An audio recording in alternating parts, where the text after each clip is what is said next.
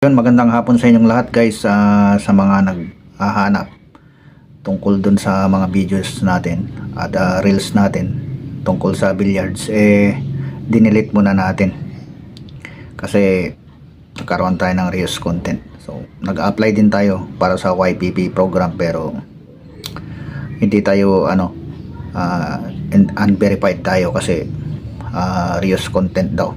So pasensya na kayo guys kung sinusubaybayan nyo yung mga billiards ni mga content natin about billiards.